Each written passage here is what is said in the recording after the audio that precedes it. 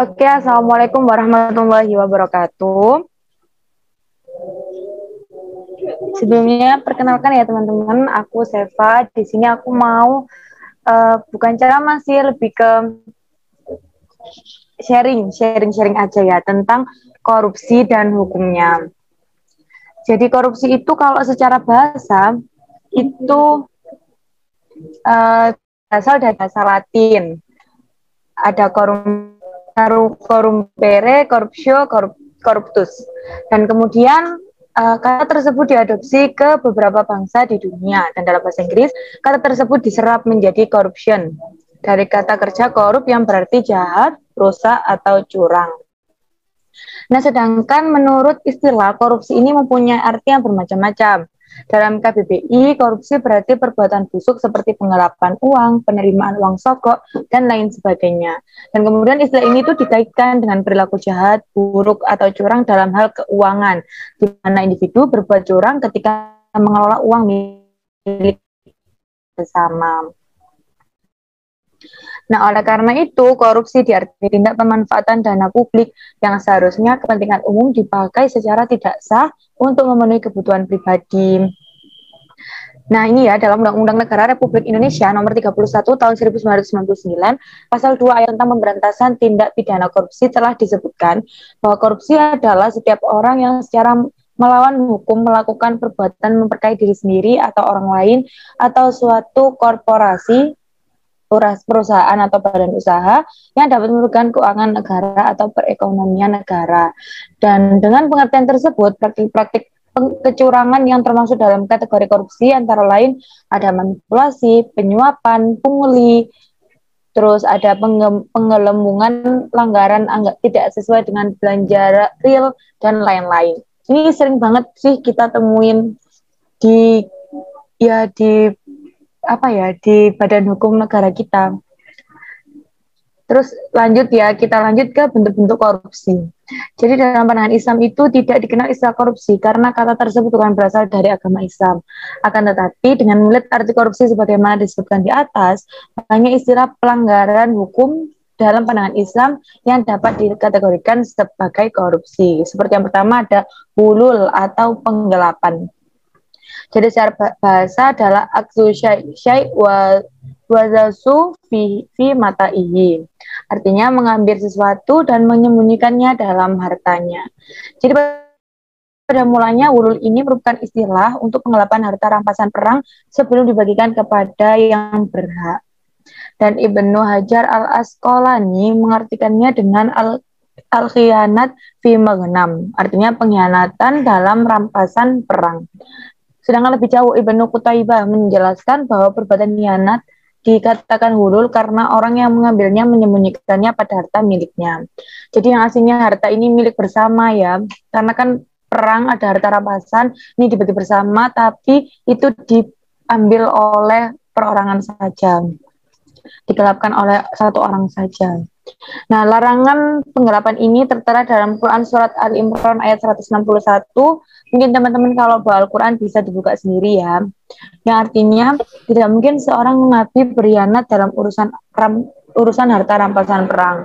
Barang siapa yang berkhianat dalam urusan rampasan perang itu, maka pada hari kiamat ia akan datang membawa apa yang dikhianatkan itu. Kemudian tiap-tiap diri akan diberi pembalasan tentang apa yang ia kerjakan dengan pembalasan setimpal, sedangkan mereka tidak dianiaya. Itu yang pertama ya. Terus yang kedua ada riswah atau suap. Nah, istilah riswah ini disamakan dengan suap. Kalau berasal dari kata ada rosya ya rosyu riswah yang berarti menyuap atau menyogok. Nah, orang yang menyuap ini disebut ar-rosyi, sedangkan yang menerima suapan disebut al-murtashi. Sementara orang yang menjadi perantaranya ini disebut al-roishi.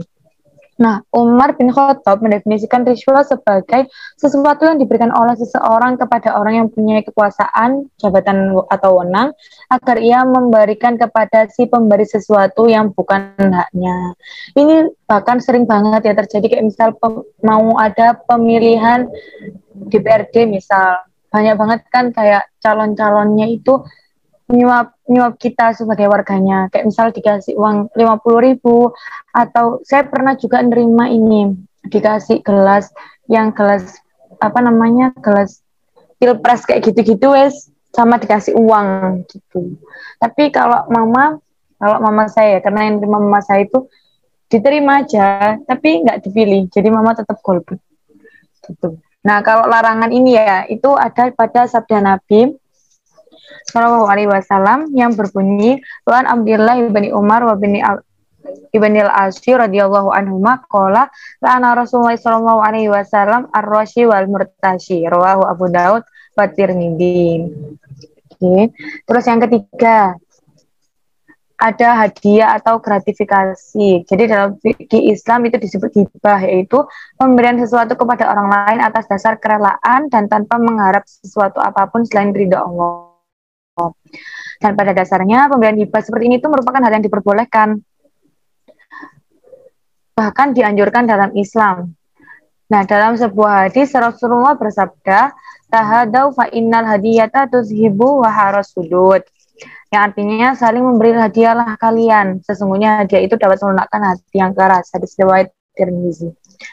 Nah, pemberian hadiah itu menjadi haram kenapa? Jika untuk kepentingan tertentu, misal memberi hadiah kepada pejabat untuk mendapatkan keuntungan, atau misal memberi hadiah kepada guru untuk mendapatkan nilai yang bagus. Sebenarnya ini hampir sama ya kalau secara konsep, sama kayak nyuap. Cuman kalau ini ya niatnya emang kita ngasih hadiah gitu, tapi untuk maksud yang lain. Padahal hibah itu atau pemberian hadiah itu adalah sesuatu yang baik, tapi menjadi haram hukumnya apabila niat kita salah. Kemudian lanjut ke sarikoh atau pencurian. Jelas ya kalau sarikoh ini atau pencurian ini adalah hal yang benar-benar dilarang. Nah, sarikoh berasal dari bahasa Arab saroko yasriku yang berarti mencuri. Termasuk kategori kayak merampok, merampas, mencopet, memalak, dan lain sebagainya yang sejenis sama kayak pencurian. Tindak pencurian ini merupakan salah satu bentuk dari tindak pidana korupsi, karena pada hakikatnya korupsi adalah mencuri uang negara, uang perusahaan, uang organisasi, atau uang orang lain tanpa alasan yang sah. Nah, sama kayak pencurian juga mengambil uang atau harta orang lain tanpa alasan yang sah, gitu kan. Nah, dalam hukum Islam, perbuatan mencuri ini termasuk dalam kategori dosa besar yang dalam batas tertentu pelakuan harus dihukum dengan cara potong tangannya. Ini ada pada zaman Rasulullah ya. Kalau misal ada yang mencuri, tangannya dipotong. Kalau sekarang sih kayaknya kalau hukum itu diterapkan nggak manusiawi aja gitu. Lanjut ke contoh kelima, ada khianah, yaitu khianat atau kecurangan. Artinya adalah perbuatan tidak jujur, melanggar janji, melanggar sumpah, atau melanggar kesepakatan. Nah, ungkapan khianat ini juga digunakan untuk seseorang yang melanggar atau mengambil hak orang lain, dapat dalam bentuk pembatalan sepihak, perjanjian yang dibuat, khususnya dalam hal muamalah. Misal nih, kita beli online, terus habis itu kita udah sah nih, kita udah sepakat, kita udah bayar juga, terus tiba-tiba si penjual ini membatalkan begitu saja dan uang nggak dikembalikan. Itu curang banget. Atau kadang kayak gini, kita nerima barang online tidak sesuai sama gambarnya, misal kayak ini ukuran 36, kalau di deskripsi box misal panjangnya 23 cm, tapi ternyata yang datang panjangnya cuma 20 cm. Nah, itu sebenarnya perbuatan curang dan itu nggak boleh. Dan Allah sangat membenci dan melarang perbuatan khianat. Seperti dalam firman Allah yang ada pada Quran surat Al-Anfal ayat 27-28, dan mungkin teman-teman bisa buka sendiri ya di Al-Qurannya masing-masing. yang artinya, hai orang-orang yang beriman, janganlah kamu mengkhianati Allah dan Rasul Muhammad, dan juga janganlah kamu mengkhianati amanat-amanat yang dipercayakan kepada kamu. Sedangkan kamu mengetahui dan ketahuilah bahwa hartamu dan anak-anakmu itu hanyalah sebagai cobaan, dan sesungguhnya sisi Allah lah pahala yang besar. Dan juga ada, oh ya, dan barang siapa yang berbuat khianat, maka orang itu termasuk ke dalam golongan orang munafik. Naudzubillah. Kemudian hukum korupsi dalam pandangan Islam. Sebenarnya gimana sih Islam memandang korupsi ini? Jadi korupsi itu memiliki bentuk dan tingkatan yang beragam, teman-teman. Jadi semua kejahatan yang berkaitan dengan tindak pidana korupsi merupakan dosa besar karena dampak negatifnya itu bukan cuma buat pelaku yang bersangkutan, tetapi bangsa dan negara itu kena gitu loh. Yang aslinya duit buat pembangunan jalan tapi ternyata dikorupsi, ya wes satu negara nggak jadi bangun dan itu merugikan warga yang berada di sekitar jalan itu kan.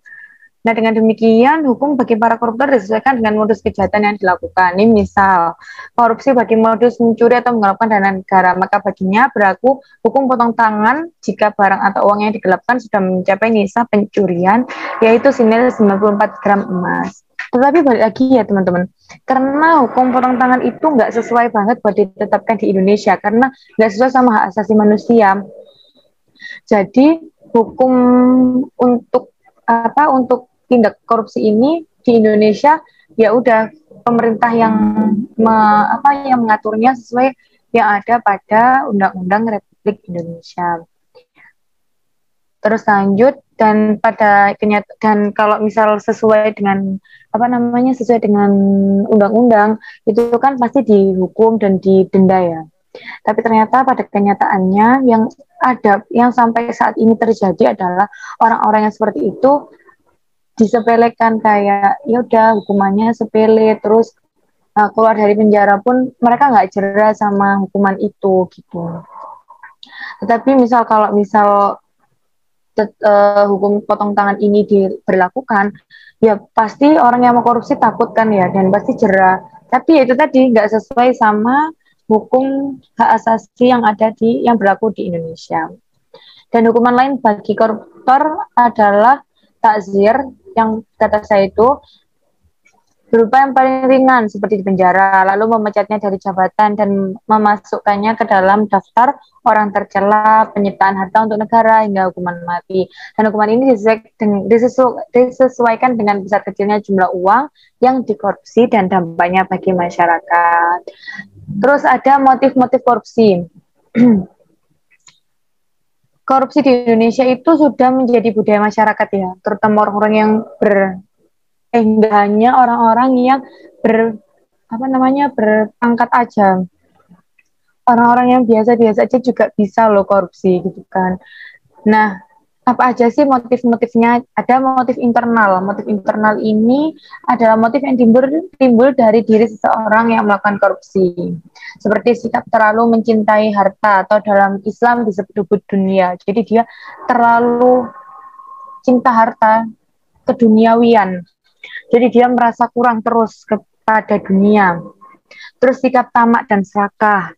Tamak. Jadi dia nggak pernah merasa puas dan merasa cukup apapun yang dia milikinya. Nah, FYI aja ya, koruptor itu umumnya bukan orang-orang yang miskin, dan pasti teman-teman ngerti sendiri kan. Orang-orang itu malah justru punya duit banyak, tapi kenapa malah korupsi ya kan? Ya karena mereka tamak, serakah, mereka hubud dunia, mereka masih merasa kurang hartanya, padahal udah banyak. Kurang bersyukur lah intinya. Terus sikap hidup konsumtif dan hedonis. Jadi terlalu berlebihan dalam mengkonsumsi atau membelanjakan harta tanpa peduli nasib pada seseorang. Kalau hedonis itu sikap yang menganggap kesenangan dan kenikmatan materi sebagai tujuan utama dalam hidup. Nah, dengan dua sikap tersebut ya, kalau kita udah punya sikap konsumtif, terus kita punya hedon, itu manusia itu bakal menghalalkan segala cara untuk mendapatkan harta yang berlimpah ruah dan akhirnya merasa puas bagi dia gitu. Terus pemahaman agama yang dangkal, jadi dia kurang banget bekal agama, dia ya udah dia kayak menghalalkan segala sesuatu aja gitu. Terus juga hilangnya nilai kejujuran. Dia udah merasa kayak nggak ada yang tahu gitu. Padahal kejujuran adalah aset yang sangat berharga bagi orang yang beriman dan bertakwa kepada Allah, karena kejujuran mampu menjadi benteng bagi seseorang untuk menghindari perbuatan-perbuatan mungkar seperti perbuatan korupsi ini gitu. Terus itu tadi motif internal ya dari diri seorang koruptor sendiri. Kalau motif eksternal itu ada kesempatan dan sistem yang rapuh. Jadi emang tatanan misal dalam sebuah organisasi ya tatanan organisasinya itu kurang kuat, rapuh. Terus juga ada kesempatan misal jadi bendahara, si koruptor ini jadi bendahara. Terus juga pengawasannya rendah banget. Nah itu gede banget kesempatan dan rasa keinginan seorang koruptor ini untuk ngambil, karena dia merasa kayak gak ada yang bakal tahu gitu. Terus habis itu faktor budaya. Nah kembali lagi ya, jadi kayak kita sering banget ngedengar uang ini dikorupsi, uang pembangunan ini dikorupsi. Jadi itu kayak udah menjadi budaya bagi orang Indonesia bahwa setiap seorang pejabat yang tinggi dalam sebuah lembaga pemerintahan, maka yang bersangkutan akan menjadi sandaran dan tempat bergantung bagi keluarganya. Jadi kadang ini juga kayak tuntutan dari keluarga, misal kayak istrinya, misalnya istrinya itu yang istrinya punya sifat hedon, aku pengen beli ini, aku pengen beli itu. Ya kalau misal pas kepepet gitu kan ya, menurut suaminya kayak ya wis gak apa-apa lah, ngambil aja gitu. Jadi dia itu terpaksa melakukan itu gitu. Terus faktor kebiasaan dan kebersamaan. Nah ini menunjukkan fakta yang menunjukkan bahwa sangat banyak pejabat, kepala daerah atau wakil rakyat yang diadili karena melakukan korupsi secara berjamaah. Jadi kita udah bisa lihat di sana kalau misal korupsi itu bareng-bareng, jadi kayak misal si A ngajak si B ngajak si C, ayo kita korupsi gitu. Dan itu seperti sudah menjadi kebiasaan dan adat tadi. Terus penegakan hukum yang lemah.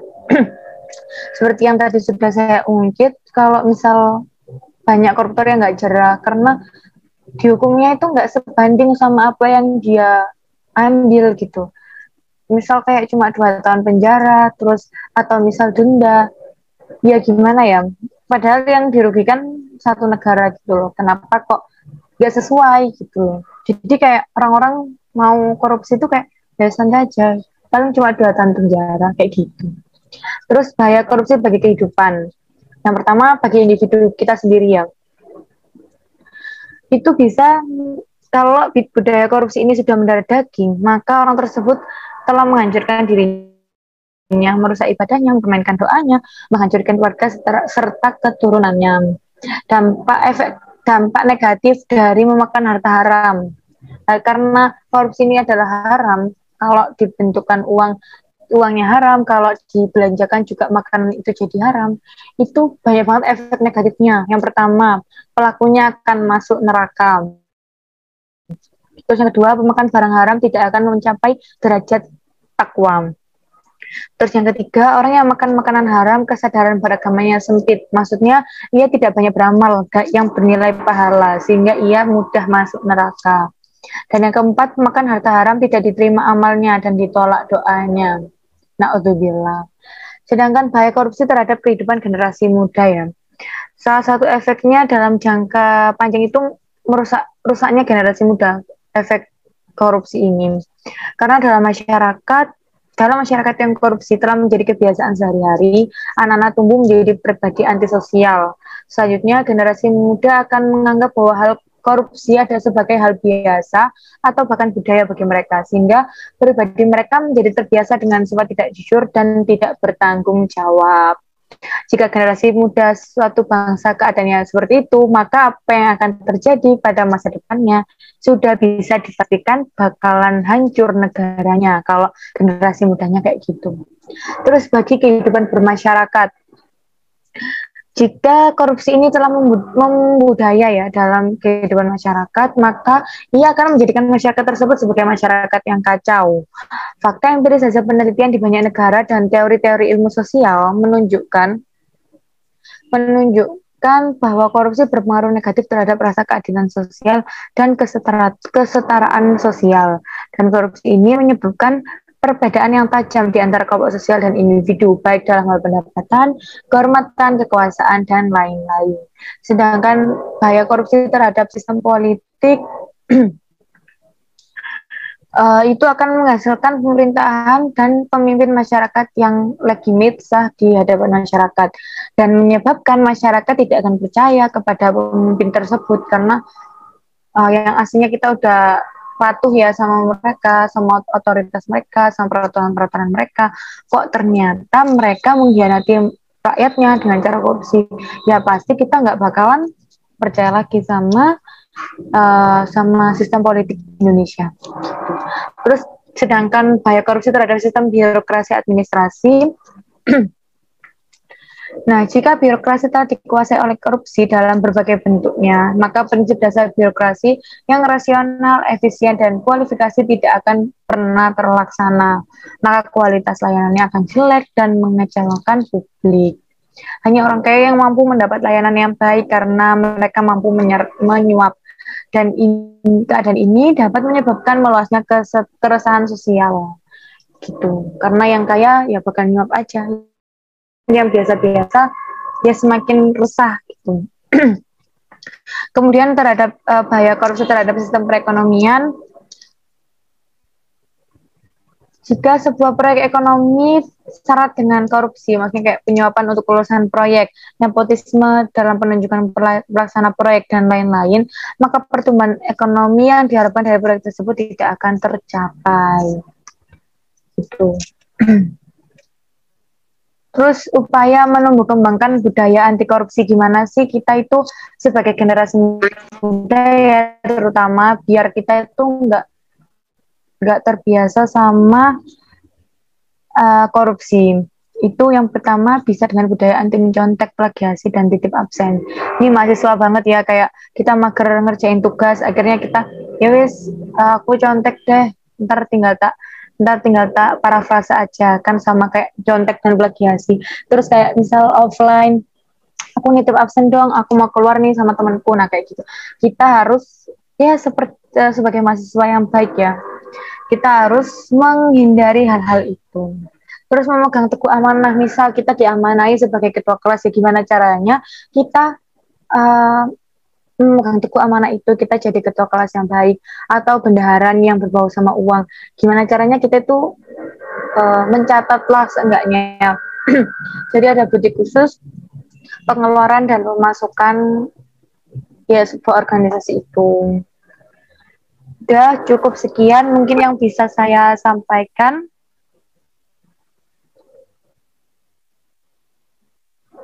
Baik, terima kasih atas Bahasa yang telah disampaikan oleh Mbak Seva.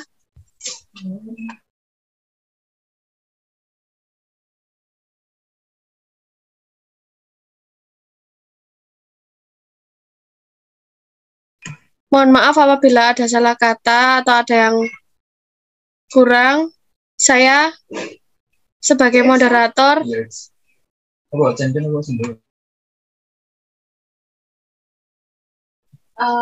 undur diri dan mewakili semuanya. Terima kasih yang sudah join. Assalamualaikum warahmatullahi wabarakatuh. Terima kasih.